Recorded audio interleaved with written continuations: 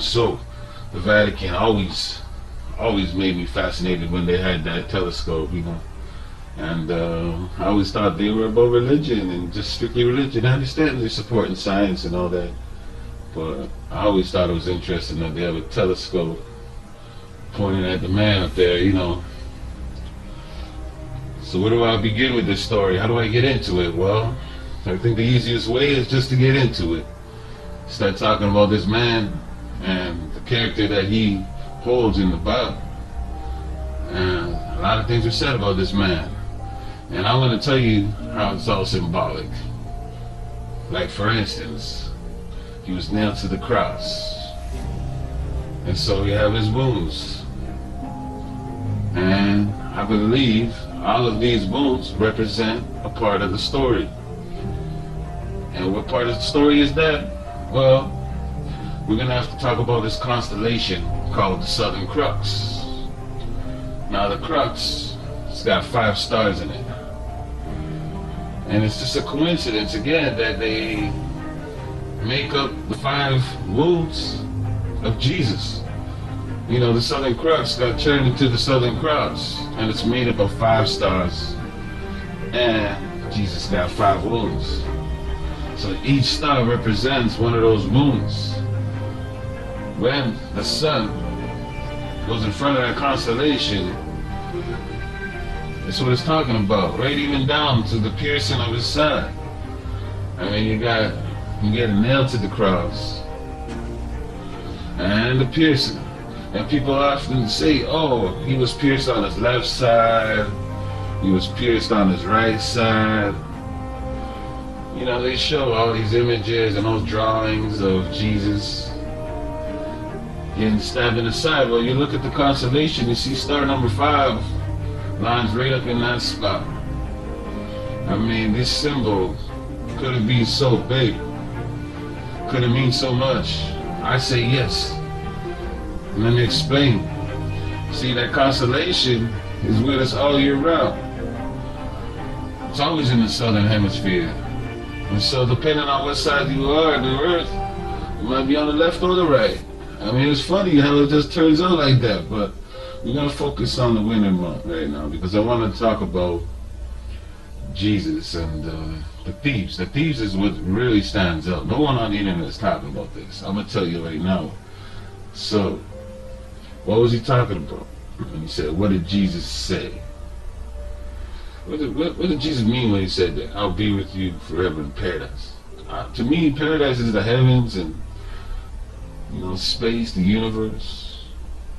And there you have it. Up in space. Isn't it forever? Isn't it eternal? And so, out of all the constellations up there, the 88 constellations, I find it crazy how all these constellations are gathered up in this area. I mean, I could literally draw a circle around these constellations and tell this story. I don't understand how it can do this. When you take the Crux, Canis Major, and Canis Minor, draw the circle in the lines. I mean, what do you got? Well, the Crux is very important. You're going to learn more about that. We're going to talk more about that. But this event, this story that they talk about in the Bible, when you remember, the thieves are also crucified. They share this event. They share this event with Jesus because, you know, the way the sun rises and sets, and everything it does, constellations are pretty much sharing the same thing, right? So you're going to connect the dots on this one. And you got the Crux, Canis Minor and Canis Major. Now, how does that make sense? How does this make sense? How do they, Canis Minor and Canis Major, the 2 thieves of Jesus that got crucified with Jesus? Most people just laugh when I talk about this stuff. But you haven't let me explain. He said, you'll be with me forever in paradise after this moment. And I believe after this moment, like I said, you're going to have to pause if you want to read this stuff. After this moment, yeah, they're going to experience, you're going to see these constellations in the sky after this event happens. So, it's important to know we're talking about symbology. Because this is why I say the dog constellations are the thieves. Because it's all symbology. It's about symbolism. You know, they added this stuff in the Bible, I guess, because that's just the way the ancients did things, and some words never got changed.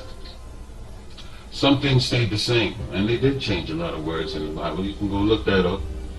But what I'm getting at is that the dog, traditionally, was known as the thief. If you had a pack of wild dogs, oh, you're in trouble. Just like if you call someone a snake, it means it can't be trusted. You know, they're going to deceive you in some way. Just like if you call someone a bird, I mean, it means like a mooch, you know. They're gonna beg off you and pick at you, just like if you call someone a chicken. Say, you know, you call someone a chicken, that's a big insult to some people. It's like calling them a coward or something. You know, just like you call someone a rat. You know, that person can't be trusted. They're gonna backstab you somehow. You know, just like you call someone a pig, it means they're like a slob, right? You're a slob. Fat, disgusting slob, stink, and all sorts of... You're a pig. It's like you call someone a vulture, you know? They're greedy. They're gonna take everything for themselves and not leave you nothing. And that's why I'm gonna come back to the dog. Because this is where you get the idea now about Canis Minor and Canis Major. These two constellations are the dog constellations. I mean, we have over time have made these terminologies on ourselves. We did it ourselves. We affiliated the dog with the thief. It's always been like that. And slowly it's been forgotten. But I'm picking this up. Just like, you know, we domesticated these animals and we forgot all the things that they're capable of when they're in the wild. I mean, these guys they see something, they take it. They don't really mean to steal it, but I mean, they just want it. But they're stealing it, they're taking it. And, you know, I love animals. I love all the pets, but truth is, the dog is known as the thief, as hard as that is for some of y'all to accept.